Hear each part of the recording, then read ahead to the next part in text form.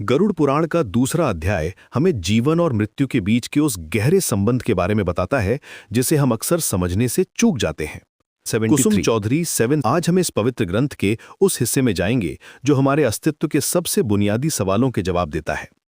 जब भगवान विष्णु के वाहन गरुड़ ने कश्यप ऋषि से पूछा कि मृत्यु के बाद आत्मा का क्या होता है, तो यह सिर्फ एक सवाल नहीं था, यह उस जिज्ञासा का प्रतीक था जो हर इंसान के मन में कभी न कभी जरूर आती है। दूसरे अध्याय में कश्यप ऋषि का जवाब इतना गहरा है कि आज भी हजारों साल बाद यह हमारे जीवन को समझने में मदद करता है। ऋषि बताते हैं कि मृत्यु कोई अंत नहीं है, बल्कि एक नई शुरुआत है। जैसे हम पुराने कपड़े उतारकर नए पहनते हैं, वैसे ही आत्मा एक शरीर छोड़कर दूसरे में प्रवेश करती है। लेकिन यहां सबसे महत्वपूर्ण बात यह है कि यह ट्रांजिशन कैसे होता है और क्यों होता है। गरुड़ पुराण के अनुसार जब कोई व्यक्ति मरता है तो उसकी आत्मा तुरंत शरीर नहीं छोड़ती। ये एक प्रोसेस है जो कई दिनों तक चलती है। पहले 13 दिनों तक आत्मा अपने पुराने घर के आसपास ही रहती है, अपने परिवार को देखती है, उनकी परेशानियों को महसूस करती है। यही कारण है कि हमारे यहाँ 13 दिन तक विशेष पूजा और श्राद्ध की परंपरा है। इस दौरान आत्मा को एक सूक्ष्म शरीर मिलता है जिसे प्रेत शरीर कहते हैं।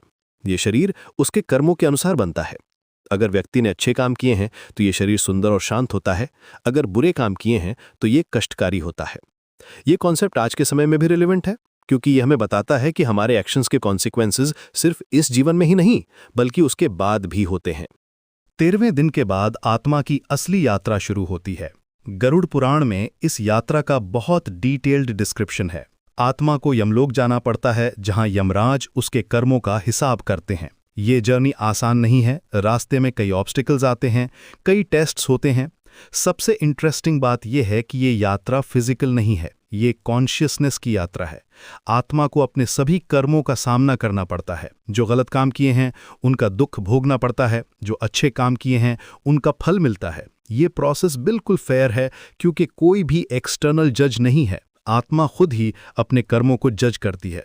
गरुड़ पुराण ये भी बताता है कि परिवार के लोग मृत व्यक्ति की इस यात्रा में कैसे मदद कर सकते हैं। श्राद्ध, दान और अच्छे काम करने से मृत व्यक्ति की आत्मा को शांति मिलती है। ये सिर्फ रिचुअल नहीं है, बल्कि एक साइंटिफिक प्रोसेस है जो एनर्जी के लेवल पर काम करती है। दूसरे अध्याय में एक और महत्वपूर्ण कॉन्सेप्ट है पितृ ऋण का। हमारे एंसेस्टर्स ने हमारे लिए जो कुछ किया है उसका कर्ज हम पर है। ये कर्ज सिर्फ मटेरियल नहीं है बल्कि स्पिरिचुअल भी है। जब हम अपने पूर्वजों को याद करते हैं, उनके लिए प्रार्थना करते हैं, तो हम इस कर्ज को चुकाते हैं।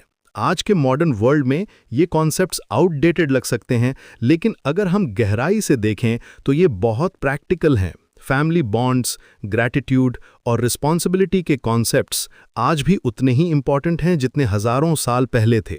गरुड़ पुराण का दूसरा अध्याय हमें यह भी सिखाता है कि मृत्यु से डरने की जरूरत नहीं है अगर हमने अच्छा जीवन जिया है। डेथ एक नेचुरल प्रोसेस है, और अगर हम इसे समझ लें तो ये स्कैरी नहीं है, बल्कि ये लिबरेशन का एक तरीका है।